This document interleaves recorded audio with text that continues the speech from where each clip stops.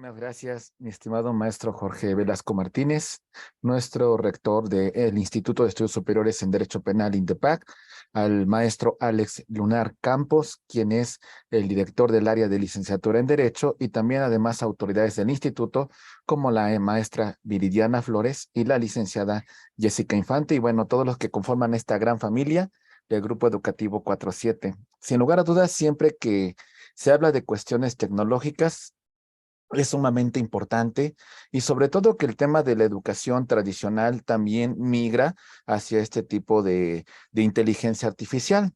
Hay muchas veces que se ha mencionado cuáles son los alcances que tiene la inteligencia artificial. Y en este punto vamos a enfocarnos sobre el tema de la inteligencia artificial en el derecho, pero también algunas implicaciones que también pueden encontrarse con el tema de la inteligencia artificial, qué es lo que hace el Estado en relación a esta inteligencia artificial. Y muchas veces nos podemos encontrar con que a partir de estos medios electrónicos podemos encontrarnos con una vulneración de derechos fundamentales. Al final de cuentas, si nosotros quisiéramos señalar dónde ubicar al tema de esta inteligencia artificial, lo primero que tendríamos que destacar es de que esta pertenece principalmente al área de lo que conoceríamos nosotros con el nombre de ciencias formales. Y en ese sentido, ¿qué es lo que vale la pena destacar sobre estas ciencias formales? Bueno, estas ciencias formales no estudian como tal el mundo físico. Lo que principalmente se abocan estas ciencias formales es a un estudio principalmente del mundo práctico, del mundo a través de un lenguaje abstracto, a través de un lenguaje perfectamente sistematizado. Entonces, estas son cuestiones que vale la pena destacar en relación de la inteligencia artificial. Por eso, en este sentido, estas ciencias formales se conforman, en este caso, de la computación,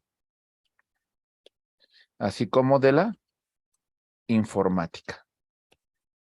Y estas se van a relacionar con ciencias de naturaleza que vamos a denominar nosotros con el nombre de ciencias sociales.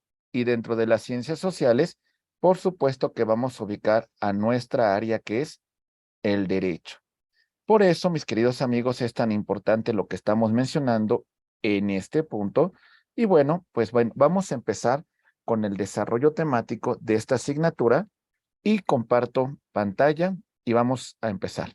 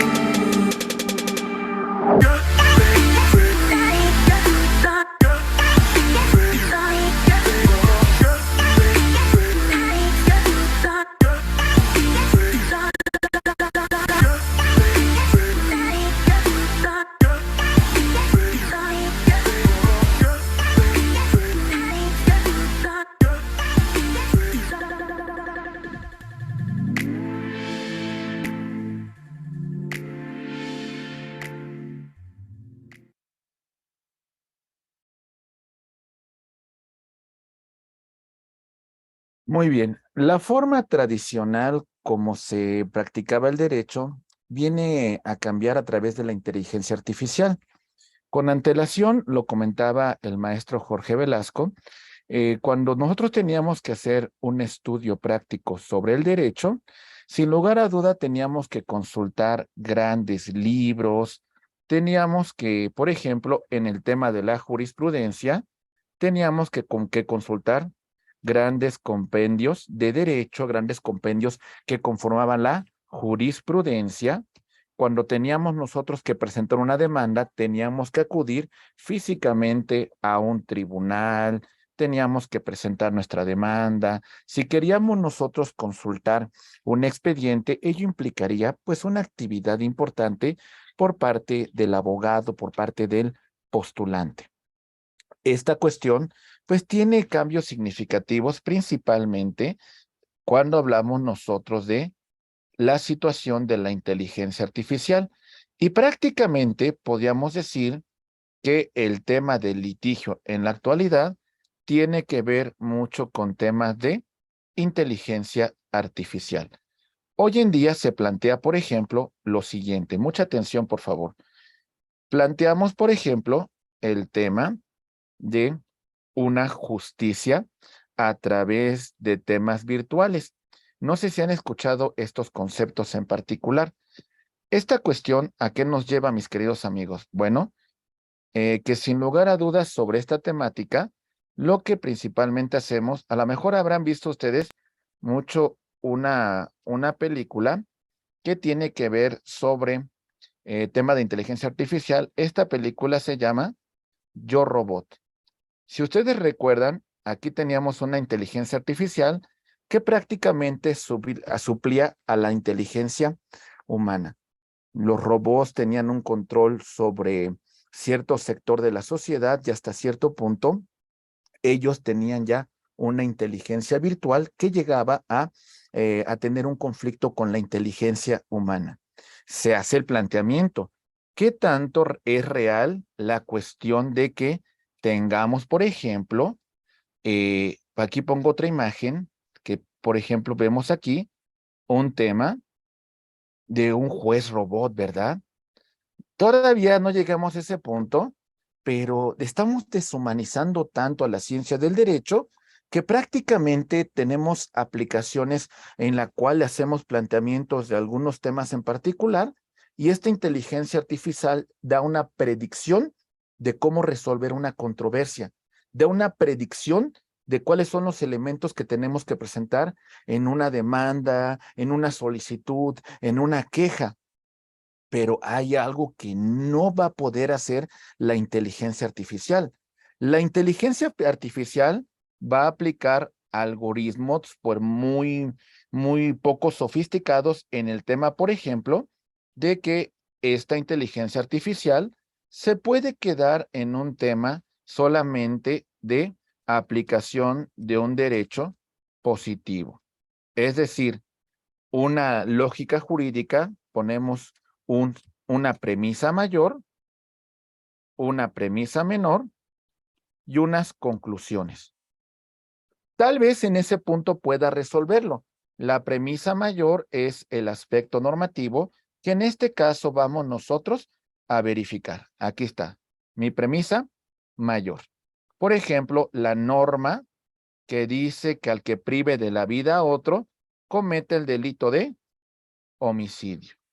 Mi premisa menor me va a indicar en este punto que A privó de la vida a B. Como consecuencia, la inteligencia artificial pudiese predecir y señalar, entonces, en esta conclusión, en esta consecuencia, podemos decir que se cometió el delito de homicidio.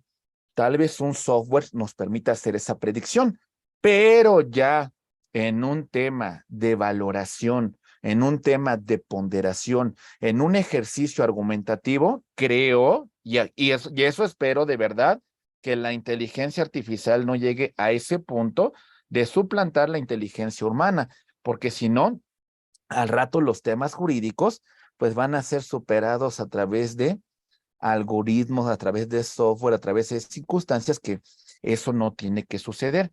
Lo que sí puede suceder, mis queridos amigos, es el siguiente comentario. Ahí voy. Muy bien. Hoy en día, también, por ejemplo, hacemos planteamientos de temas que tienen que ver sobre todo con cuestiones de naturaleza, y de informática jurídica. ¿En qué consiste la informática jurídica, mis queridos amigos? Tribunales, abogados postulantes, dependencias públicas, etcétera, etcétera, ya trabajan a través de softwares, a través de plataformas.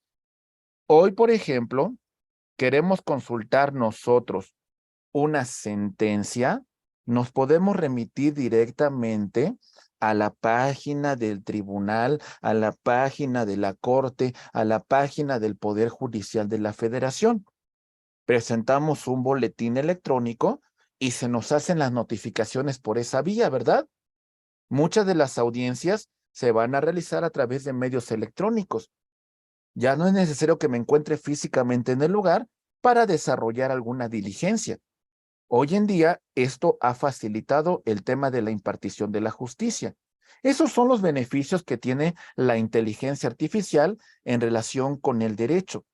Tan es así que hoy se está ofreciendo una licenciatura a través de esta inteligencia artificial, cuando en el pasado tendríamos que acudir a un gran centro universitario en la cual teníamos que pasar 4 años de lunes a viernes en nuestra vida para la conformación de un estudio profesional en esta ciencia. Y muchas veces teníamos que acudir a grandes bibliotecas a adquirir conocimiento porque, pues de alguna manera, era un conocimiento todavía mucho más enfocado a documentos, a libros, a revistas especializadas, a temas jurisprudenciales, a la lectura de sentencias, etcétera, etcétera. No significa que eso lo vayamos a dejar, pero hoy en día tenemos grandes portales web donde podemos consultar muchos libros electrónicos, donde podemos consultar sentencias, donde podemos consultar jurisprudencia, donde podemos consultar resoluciones de tribunales internacionales, donde podemos ver videos de YouTube, donde podemos consultar podcasts. Esto es un mundo que se ha ampliado y sin lugar a dudas, esto es una buena noticia en general para nuestra ciencia. Muy bien. Compartiendo esta pantalla, vamos a iniciar con una primera temática que quiero exponer, estimados amigos, y bueno, iniciamos.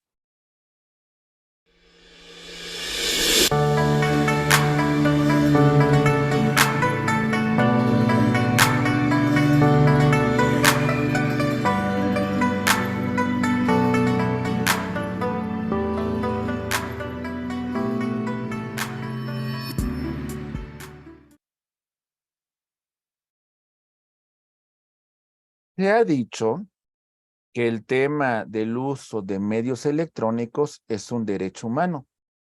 El tema de acceder a estos dispositivos es un derecho humano. El derecho a la conectividad, el derecho a tener acceso a una red pública, el derecho a que las autoridades trabajen a través de estos medios, que se actualice la información, de que estemos en constante comunicación. Ese es un tema muy importante, por eso las dependencias públicas en México y en muchas partes del mundo trabajan a través de medios electrónicos. Muchas dependencias, muchos tribunales, muchos poderes legislativos, muchas autoridades jurisdiccionales tienen sus propias páginas y tienen sus propios portales para que el ciudadano pueda acceder. Recuerden ustedes que nuestra Constitución garantiza los derechos humanos que se encuentran reconocidos en la Constitución y en los tratados internacionales. Por eso señalamos este punto que es tan importante, la cuestión del reconocimiento de el uso de las tecnologías de la información y la comunicación. Es un derecho que reconoce nuestra Constitución. Por eso nuestra Constitución asegura, garantiza que todos tengamos acceso a estos medios electrónicos. Como nos dice mi estimado José María, que a final de cuentas también la consulta de expedientes electrónicos, ¿verdad? Muy bien. Entonces, en este sentido, avanzando un poco más en nuestra exposición, hay que revisar, mis queridos amigos, que en este punto muchas de las audiencias, muchas de las reuniones, pues se transmiten a través de medios electrónicos. Se graba, se interactúa con los poderes fácticos del Estado. Hay que hablar de las tecnologías de la información y la comunicación. Hoy en día es una herramienta ciudadana, pero también puede ser una herramienta por parte del Estado, ¿verdad? ¿Cuántas veces estos medios electrónicos no han resuelto la situación de la comisión de un delito? ¿Cuántas veces a través de estos medios electrónicos podemos señalar que una autoridad ha incumplido con la norma, que una autoridad ha caído en temas de corrupción?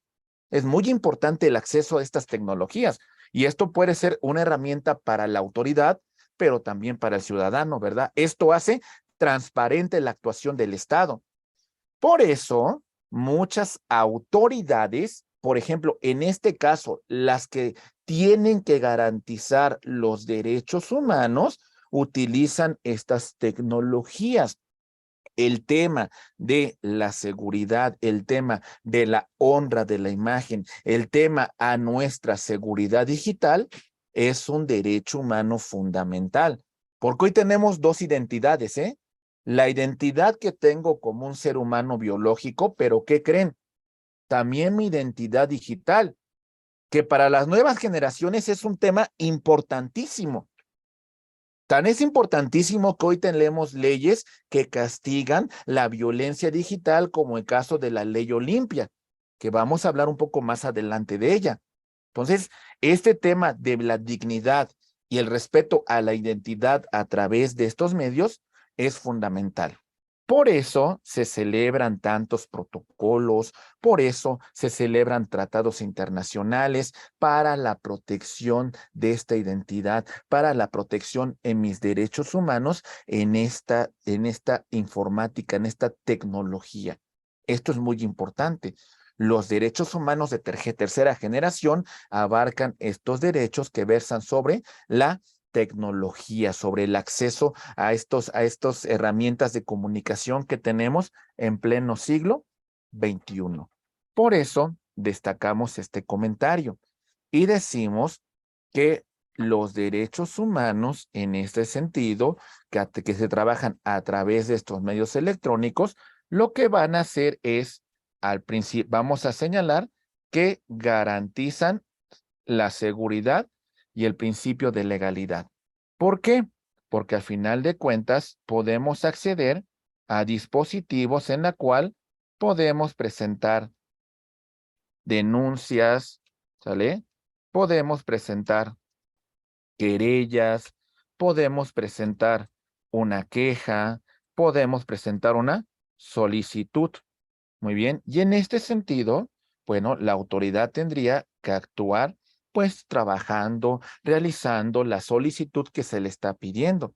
Hay un principio de seguridad y esto también implica que esto que estamos mencionando, mis queridos amigos, pues se encuentre debidamente reconocido en las normas, reconocido en las leyes, reconocido en la Constitución, en los tratados internacionales y en las leyes aplicables sobre la materia.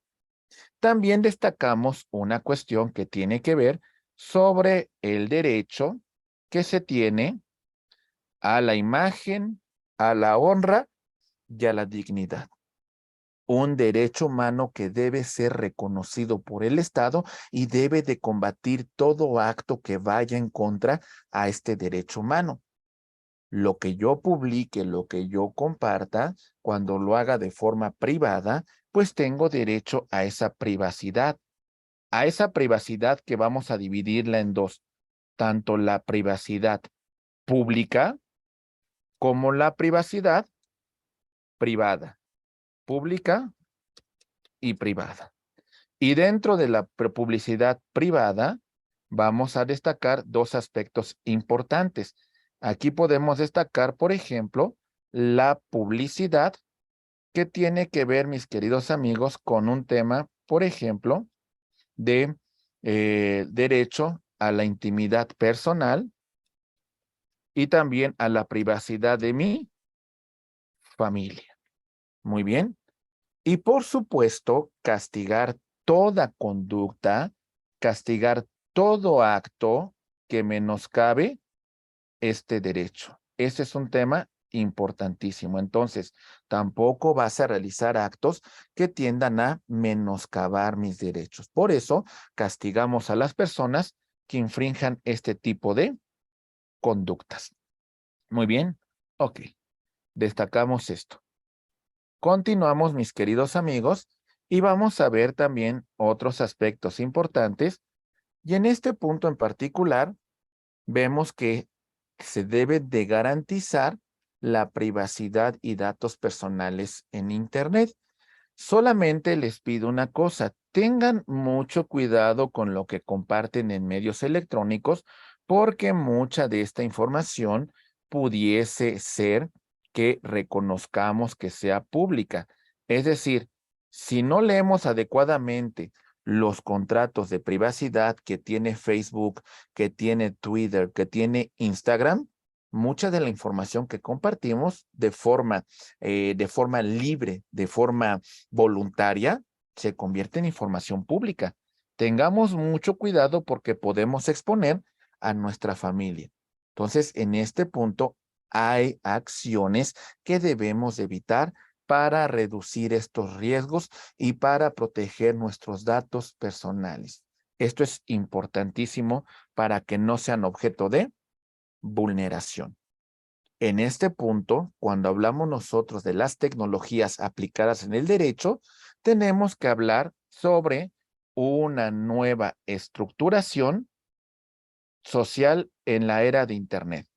Ya lo mencionamos, ese es un tema que no solamente va a quedar en un ámbito, mis queridos abogados, en un ámbito privado, sino también queda en un ámbito público y el Estado tiene que verificar esto. Para generaciones un poco más de los 80 hacia atrás, 90, 80, 90 hacia atrás, vamos a encontrar que muchas veces vemos con cierto desencanto el mundo de la Internet. Consideramos a veces que nuestra generación fue distinta a las generaciones que nacen a través de estas cuestiones informáticas, ¿no? Decimos, es que mi generación, es que mi generación, y cuando decimos eso es porque reconocemos que ya estamos envejeciendo, ¿eh? Esa es una realidad, ¿eh? Esa es una realidad. Cuando empezamos a hablar de nuestras generaciones, eso implica que algo ya no está, ya no somos tan jóvenes, ¿no? Entonces, en ese sentido, muchas de las personas con antelación pues llegan a no confiar tanto en temas tecnológicos, ¿verdad? Llegan a verlo con cierto recelo. Pero también tomemos en consideración que el tener acceso a estos medios también puede conllevar a una cuestión de menoscabo a derechos humanos. ¿Por qué? Porque hoy tenemos otras vías en la cual se pueden vulnerar derechos humanos. Compartir una foto sin mi consentimiento, ¿verdad?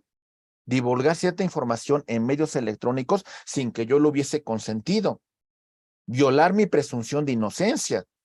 Entonces, cuidado, ¿eh? Porque como hay cosas positivas con el uso de las tecnologías, también hay cosas que pueden ser negativas en mis derechos fundamentales. Tenemos leyes, tenemos tratados internacionales que México ha suscrito para la protección de los datos personales. Eso, sin lugar a dudas, es importantísimo, es fundamental. Y también hablamos de las acciones y principios que toma el Estado para garantizar la efectiva tutela, resguardo de mis derechos, aunque del todo no ha sido lo mejor que pudiésemos señalar en este punto. Estimados amigos, en este sentido, vemos algunos aspectos muy importantes que vamos a destacar en relación a cómo vemos nosotros el tema de las tecnologías en nuestro país. Dedicamos muchas horas a Internet, muchísimas horas.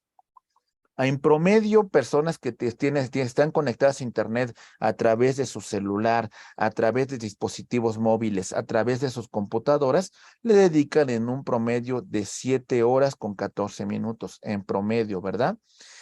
Hay una población muy importante, sobre todo en las zonas urbanas, que tiene acceso a Internet.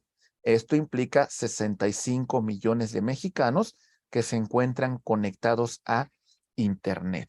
¿Sale? Muy bien.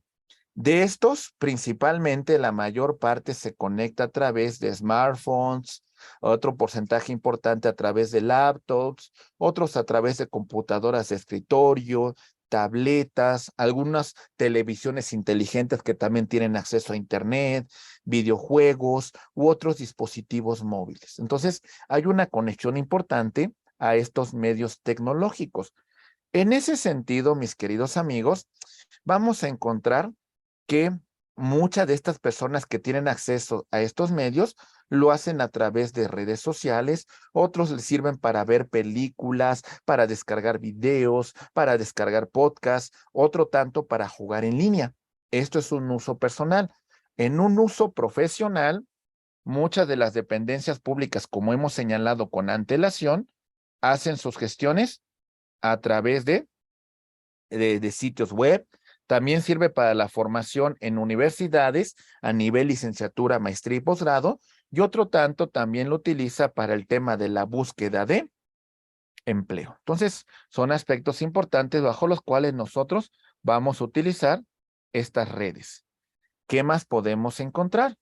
Bueno, la actividad más importante de las personas que utilizan Internet y demás dispositivos es para entrar a redes sociales. Ese es el principal uso que tiene hoy el Internet.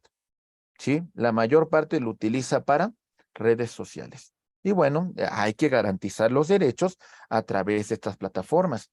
Sin embargo, sigue habiendo obstáculos.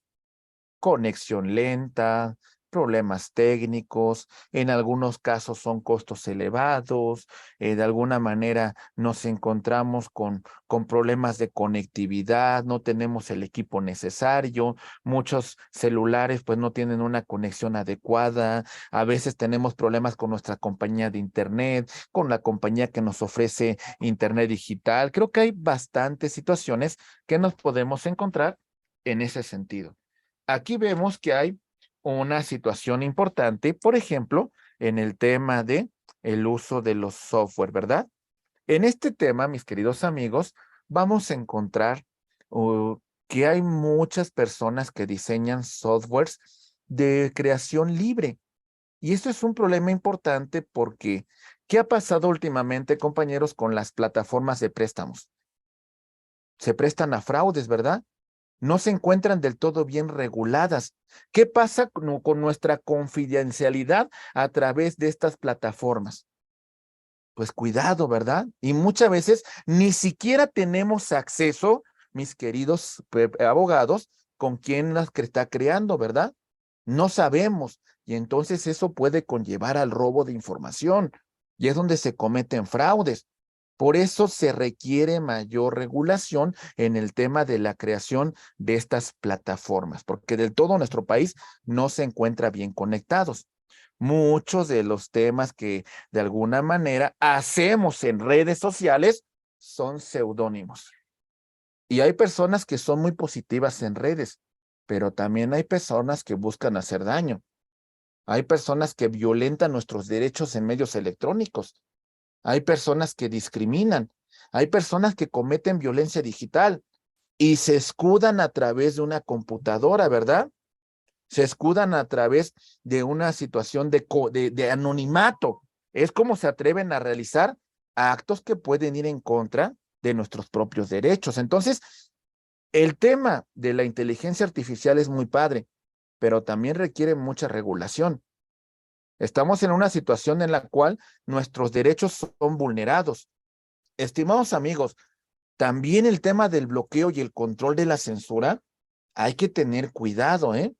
Cuando realmente amerita el tema de que se haga un bloqueo de una información, se tire un canal de YouTube, de alguna manera nos encontremos con alguna situación de censura de contenidos. Puede tratarse de una vulneración de derechos o de alguna manera es una situación legítima que realizan los creadores de software. Aguas, porque ese tema de bloquear contenidos también puede ser un tema de censura, ¿verdad? Hay que tener mucho cuidado, porque si vamos a bloquear contenido porque se está compartiendo alguna información que puede constituir un delito, alguna información que puede conllevar algún tema de violencia, pues bueno, hay una justificación, ¿verdad? Pero si te bloqueo, pero si te retiro, si te quito tu derecho humano a la libertad de expresión porque no comparto ese criterio contigo, entonces creo que aquí sí es un tema de censura. Tengamos cuidado con qué tipo de información bloquean estos sitios, ¿verdad? Entonces, a ver, hay un paradigma dentro del Internet de protección de derechos humanos. Ya hay muchas páginas, hay muchas asociaciones civiles, está la Comisión Nacional de Derechos Humanos, están las comisiones locales que protegen estos derechos. Pero también tenemos una situación, tendencia a bloquear, a censurar, a de alguna manera, pues restringir cierta información. Entonces también esto es delicado. ¿Por qué estoy restringiendo? Si restringo realmente, ¿estoy vulnerando tus derechos? También, si publicas algo que no di mi consentimiento, pues bueno, tengo derecho al olvido digital, ¿me entienden? ¿Me entienden en qué consiste esto, mis queridos abogados? El derecho al olvido digital, es decir, si compartiste alguna información que vulneró mis derechos, pues bueno, bórrala, bórrala para siempre, que no se vuelva a consultar, porque eso eso está vulnerando mis derechos. Y el acceso a Internet es una brecha que excluye, porque no todos tenemos acceso a redes. No todos tenemos acceso a Internet. Y entonces hay personas que pudiesen tener cierta restricción en esos derechos. Cierta restricción que de alguna manera impide que puedan tener acceso a justicia. Mecanismos de censura, cuidado. Podemos estar restringiendo la libertad de expresión en línea. Pudiésemos estar vulnerando un derecho fundamental. Y máxime si lo hace un ente privado. Si YouTube bloquea una información, está vulnerando mi libertad de expresión. ¿Qué información estás bloqueando?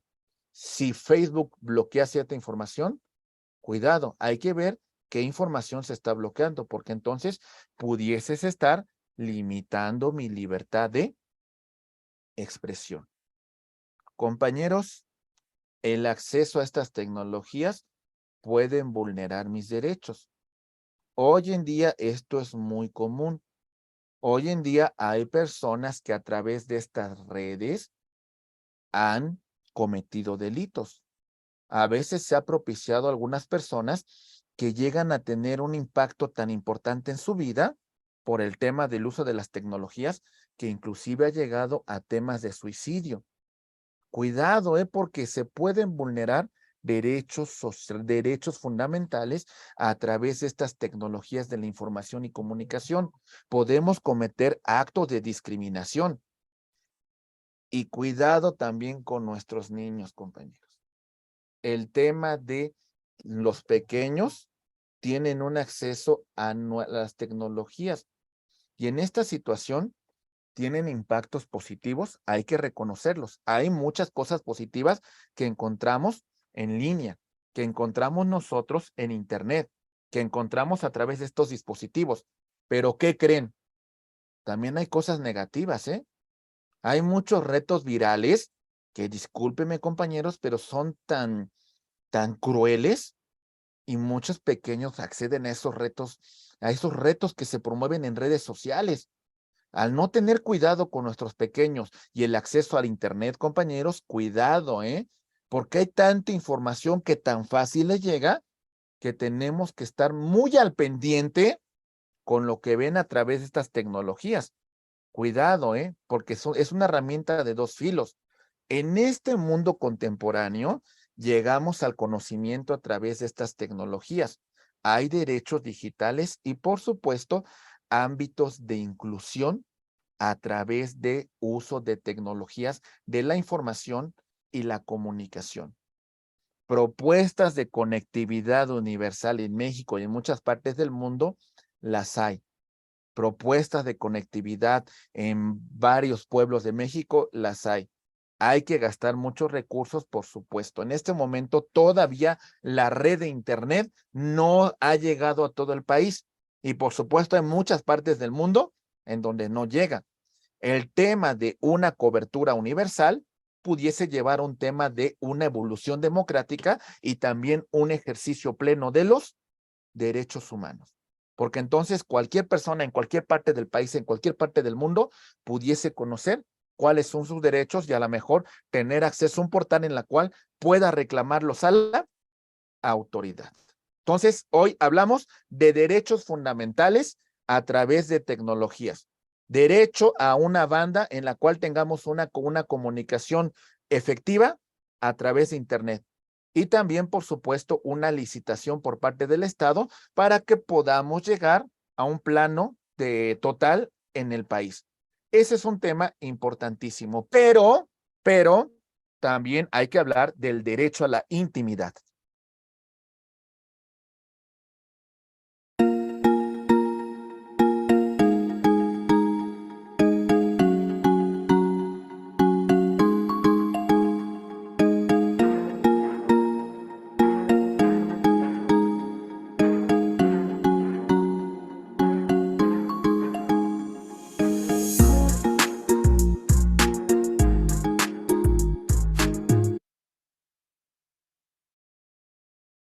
Muy bien. Estimados amigos, si ya hablamos del derecho humano al Internet, si ya hablamos del derecho humano a la tecnología de la información y comunicación, si ya hablamos de que estos derechos pueden ser vulnerados por esta vía, también lo importante es hablar del derecho humano a la intimidad, ¿sí? Hay información que solamente quiero que sea privada y en todo caso solamente yo quiero tener esa verdad y que nadie más la conozca, o en todo caso mi familia. Entonces, esa información tiene que quedar en un plano privado. Tiene que haber, mis queridos amigos, una exigencia para que estos hechos que causen una perturbación sean combatidos. Mi voluntad, mi autodeterminación de señalar qué contenidos quiero que sean los que se compartan. Entonces yo tengo esa libre autodeterminación para señalar qué contenidos se van a compartir. Y también puedo determinar cuando yo quiero que esa información quede en un ámbito personal o familiar y que no se distribuya a terceros. Ahí está este derecho a la intimidad.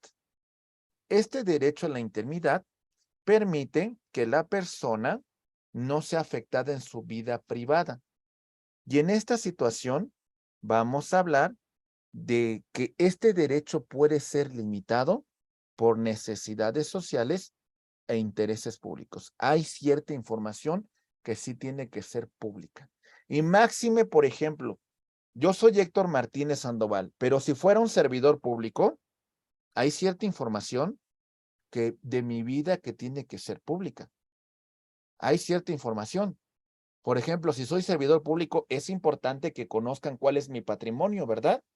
Eso es muy importante para saber si no me estoy enriqueciendo de forma ilegítima con recursos públicos. ¿Estamos de acuerdo?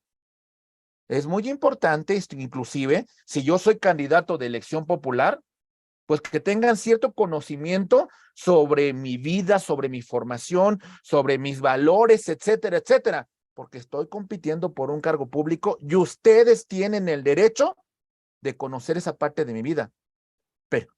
Pero si hablamos como Héctor Martínez, que no es ni candidato, que no es ni personaje público, pues hay información que yo quiero mantener de forma privada y que no quiero que terceras personas lo conozcan.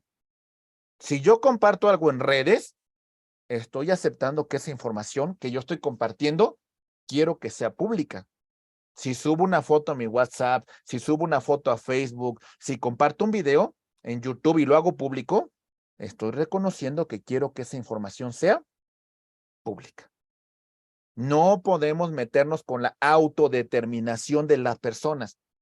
No podemos meternos a su vida privada. No podemos afectarla. No se debe de permitir este tipo de inferencias. Eso viola derechos humanos. Hay un derecho a la intimidad. Ese es el derecho que vamos a combatir. Vamos a verificar cómo vamos a mantener nuestra intimidad libre de controles del Estado, libre de espionajes, libres de cualquier curiosidad. Porque recuerden que también el Estado se puede involucrar en nuestra vida privada. Y en esa situación, pues, ¿dónde va a quedar nuestra libertad? Si todo no va a ser privado, sino será público. Por eso, compañeros, en este punto hay situaciones que carecen de trascendencia social y que como consecuencia tienen que quedar en el terreno privado. Por ejemplo, ¿tiene trascendencia social que sepan que a lo mejor me duermo a las 3 de la mañana y me levanto a las 6? No tiene trascendencia social. queda en un tema privado, ¿verdad? ¿Tiene alguna trascendencia social decir que a lo mejor tengo preferencia por algún sexo, tengo alguna religión? No, queda en un plano privado. Lo que sí puede tener una trascendencia social es que si yo estoy cometiendo un delito, por supuesto que entonces es importante que se me investigue, es importante que se revise mi comunicación, es importante que de alguna manera se haga una investigación a mi información digital, porque estoy dañando a terceras personas, ¿verdad?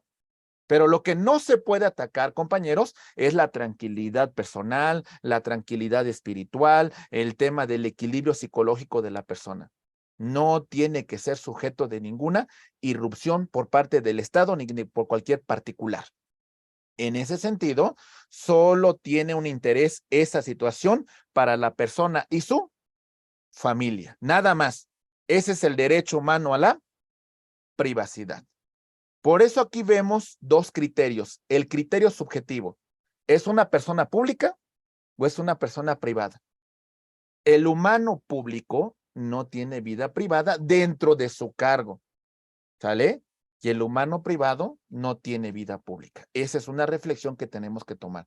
Si soy presidente de la República, en ejercicio de mis funciones, mi vida es pública y la deben de conocer porque estoy en ejercicio de funciones.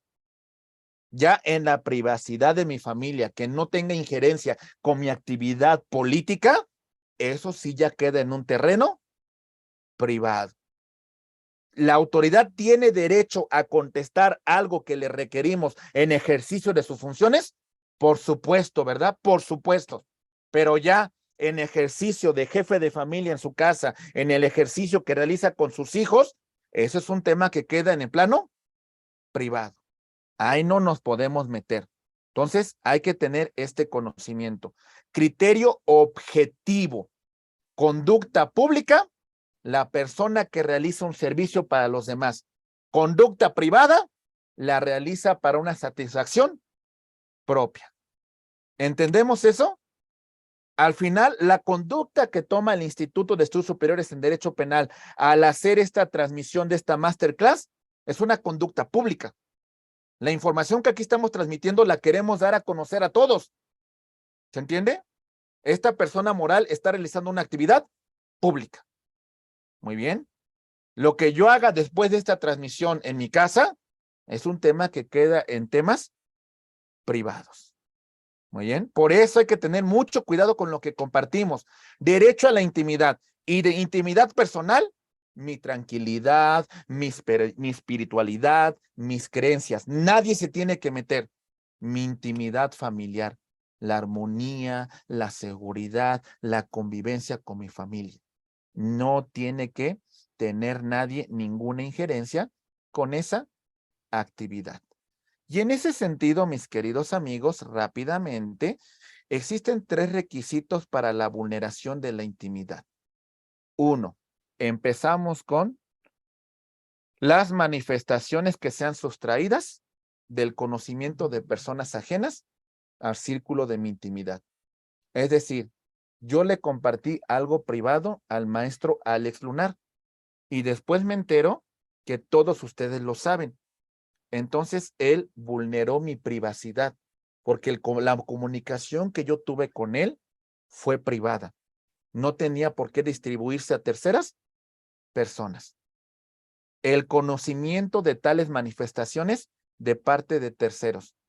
Causamos una perturbación moral al verse afectado el pudor o recato.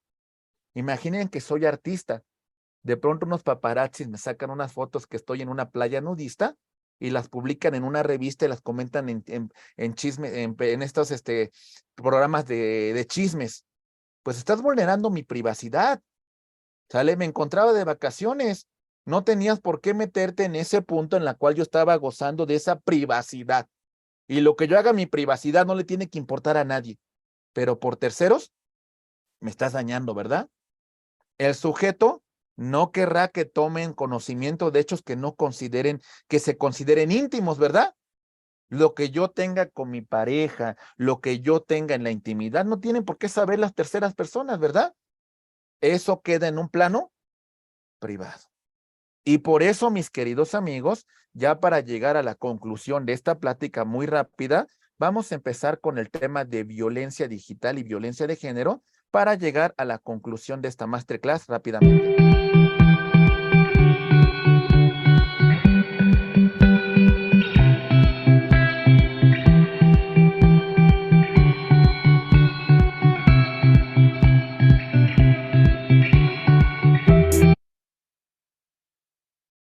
Bien, hoy en día es un tema que se encuentra en boga.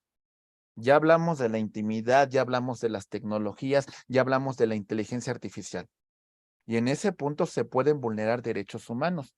Hay un tema de violencia de género que todo mundo conocemos y es un tema que nos aqueja no solamente a México, a muchos países del mundo. Estos temas tienen que cambiar porque tienen un impacto importante. Naciones Unidas nos dice que la violencia de género es un daño físico, sexual, psicológico para la mujer. Las amenazas, la coacción, la privación arbitraria de la libertad, la invasión de la vida pública y privada de la mujer. Entonces, es un tema delicado. ¿Dónde se produce la violencia? Se produce en todos los ámbitos, en el ámbito personal, en el ámbito familiar, en el ámbito laboral, en todos los contextos, tanto públicos como privados. Allí existe la violencia de género. Allí existe esta situación. La encontramos en la familia, en la comunidad, en el lugar de trabajo, en los espacios públicos, al momento de prestar un servicio de salud, en la política, en el deporte, en los entornos educativos, en las zonas de esparcimiento y lo que hablamos el día de hoy, en entornos tecnológicos. No tenemos ni seguridad en estos medios. Todo lo contrario, lo que aquí se diga se hace en un tema tan grande, compañeros, que no hay límites. La violencia por medios físicos, económicos, psicológicos, y ahora podemos agregar la violencia digital. Por eso es tan importante lo que hoy regulan muchas leyes. Hay amenazas, hay intimidaciones, hay privaciones ilegales de la libertad. Y eso es un tema de violencia de género y violencia digital. La violencia digital es tan importante, compañeros. ¿Por qué? Porque hoy en día se expone, se distribuye, se transmite, se oferta, se intercambia información que es privada de la persona. Y máxime que puede ser de cuestiones de naturaleza íntima sexual, sin el consentimiento o aprobación de la persona. Otra cuestión es que yo diga, pues estoy muy bueno y quiero exponerme en OnlyFans y es mi autodeterminación que me paguen porque yo subo ahí mi contenido. Bueno, ahí está mi autodeterminación, ¿verdad? Pero el tema de que se exponga una imagen, de que se exponga un video sin mi consentimiento, ahí es donde se da la violencia de género digital. Se puede dar por correo electrónico, por redes sociales, por celulares, por laptops, por tabletas. Aguas con estos temas que estamos mencionando, ¿eh? Dice esta investigadora del Centro de Investigaciones Interdisciplinarias en Ciencias y Humanidades de la UNAM, la violencia digital no es un nuevo tipo de esta, sino es un nuevo escenario donde las violencias contra las mujeres son perpetradas. ¿Cuál es el problema? Muchas personas han sufrido un acoso cibernético. Muchas mujeres han sufrido principalmente, el sector más afectado está entre los 20 y los 29 años, pero también tenemos entre los 12 y 19 años. El 86.3% que agreden a mujeres son desconocidos, pero también tenemos un porcentaje importante que son conocidos, son la familia o llegan a ser exparejas. Cuidado, ¿eh? Por eso hablamos de que hay un ciberbullying que está muy marcado y muchas personas en algún momento de su vida han señalado que han sufrido un ataque a través de estos medios electrónicos. Esto es un tema importantísimo que debemos destacar. Muy bien. Tenemos, compañeros, que el mayor impacto de violencia digital es contra las mujeres, aunque también muchos hombres han sufrido este tipo de impacto. Por eso la ley Olimpia no es únicamente para proteger la violencia digital de mujeres, sino también de hombres que pueden ser pues afectados a través de transmisión, de difusión de contenido íntimo que no permitió él su consentimiento que fuera transmitido. Hay un ciberacoso. Este ciberacoso, principalmente vamos a ver que hay una afectación en grupos en los cuales pues tienen una escolaridad básica, aunque también hay en una afectación de nivel escolar superior, pero nos encontramos con que dicen en una encuesta que el 35% de las mujeres han tenido insinuaciones o propuestas sexuales, y muchos de los que hacen estas propuestas tienen una identidad falsa. No existen realmente. Se escudan a través de estas tecnologías para cometer estos actos. ¿Cuál es la causa? Falta regulación. ¿Cuál es la causa? Un poco la cobardía de una persona que se escuda a través de una red social, a través de un dispositivo electrónico. Y como la norma no es tan efectiva en este caso, pues bueno, ahí realizan los actos que lesionan, que vulneran los derechos de la persona. Hay una causa que es directa, que es visible, hay una causa que es cultural, en la cual mucho de nuestro sector social justifica las conductas violentas. Hasta las aplaudimos, bravo, eres bien a todo dar. No, hombre, mi hijo es, pero bien acá, bien macho. Esas son las palabras tan tontas que se utilizan, ¿verdad? Se justifica la violencia. Y también, lo peor, compañeros, es de que se niega, ¿sale? No, ¿cómo crees? O, de alguna manera, no aceptamos que existe, ¿verdad? Estos son puntos importantes que hay que tomar en consideración. Violencia digital de género, extorsión. Obligamos a una persona a realizar dichos actos, porque si no, voy a hacer pública cierta información. A esto se le llama sextorsión. ¿Sale? Sextorsión. Mándame fotos, compárteme esto, porque si no, te voy a hacer un daño. Suplantación. Uso de una identidad falsa. Toman el cuerpo de una persona, le ponen su rostro y distribuyen su imagen. Suplantación, robo de identidad. Estoy tomando tus imágenes, las estoy compartiendo, pero no eres tú la persona que lo hace. Es un tercero que está robando tu identidad, que la está suplantando. Cuidado, compañeros, cuidado. Acoso. Conductas reiteradas en la cual una persona realiza actos de molestia de índole sexual contra una persona. ¿Quién nos revisa en redes sociales? ¿Quién ve nuestros videos? ¿Quién les da like? ¿Quién está detrás de la computadora? Monitoreo y acecho, compañeros. Aguas, ¿eh? Cuidado con nuestros contactos. Y también la cuestión de amenazas.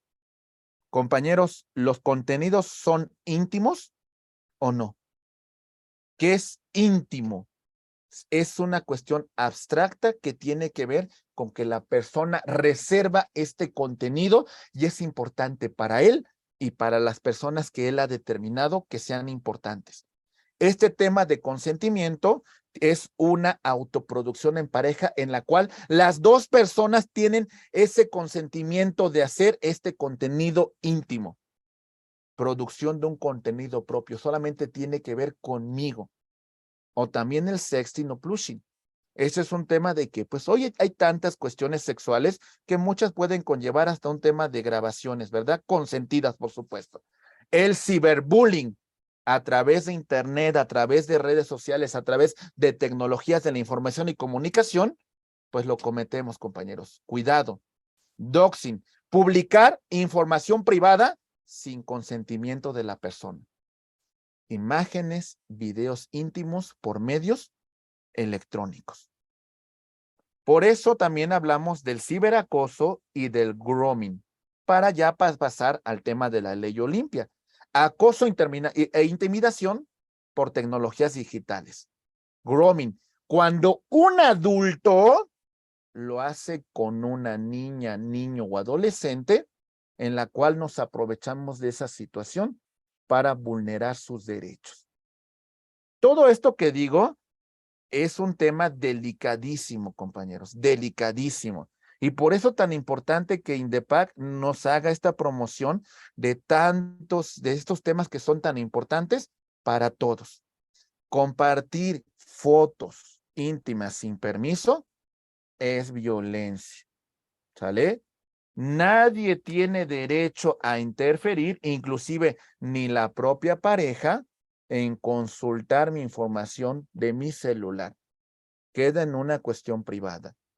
Si hay un autoconsentimiento de que el celular pues se comparta entre los dos y que puedan consultar la información, adelante. Pero lo que no puede ser es un tema de tomar y de consultar esta información sin consentimiento.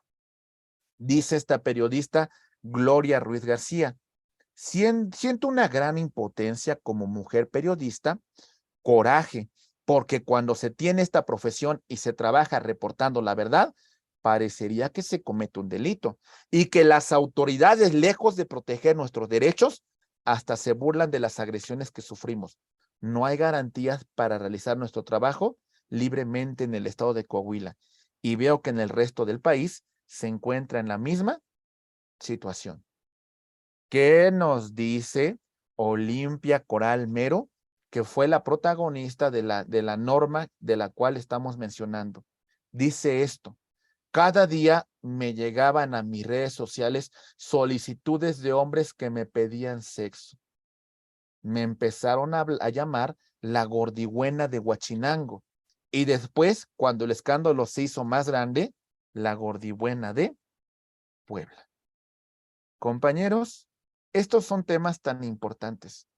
Hay un impacto importante en este tema de violencia digital, en este tema de violencia a través de tecnologías de la información y comunicación.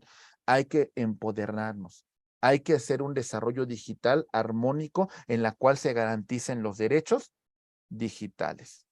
La violencia de género tiene grandes consecuencias: cuestiones físicas, sudoración, náuseas, emocionales, estrés e ira. Concluimos con los derechos digitales. Las mujeres tienen derecho a intimidad, a neutralidad en Internet, al olvido en la búsqueda cuando fue afectada por esta situación, a la libertad de expresión, a la portabilidad, a la negociación colectiva, a la protección de sus datos personales, a la rectificación en Internet y a la actualización de la información que hubiese afectado sus derechos. Por eso se habla de la ley Olimpia, se habla de reformas a los códigos de las entidades federativas y al Código Penal Federal, se habla de una ley general de acceso a las mujeres a una vida libre de violencia. Se pretende combatir todo esto que hemos mencionado a través de normas. A veces no es todo lo que tenemos que hacer. Hay muchos aspectos que tenemos que estudiar, sobre todo concientizar de los derechos sexuales y la violencia digital. Existe. Concientizar que se puede vulnerar nuestra intimidad a través de tecnologías de la información y comunicación, ¿sale? Hay que establecer el derecho que tenemos a la intimidad personal y que debe ser protegida contra todos, y sancionar toda conducta que genere violencia digital y que de alguna manera afecte mi derecho humano a la intimidad. Por eso es tan importante esto que estamos mencionando. Tipificamos con mayor severidad estos delitos sexuales. El acoso sexual a través de estos medios es un agravante. Vulnerar la intimidad sexual a través de medios electrónicos es un agravante. Amenazas y extorsiones también por estos medios se consideran. ¿Cómo se castiga de conformidad con esta ley Olimpia? Vamos a castigar comercialización, exhibición, distribución, intercambio, reproducción, transmisión, compartir, exponer y difundir esta información que es privada. Audiograbar, fotografiar, videograbar y elaborar videos que tengan este contenido sexual íntimo privado, también comete este delito. ¿Cómo se castiga? De 3 a 6 años de prisión y una multa que va de 500 a 1000 unidades de medida de actualización, que es un monto que va de entre 44,810 pesos a 89,620 pesos para el año 2023. Muy bien. Puede ser que no sea tan grave, pero bueno, ya tenemos cierta información. Y bueno,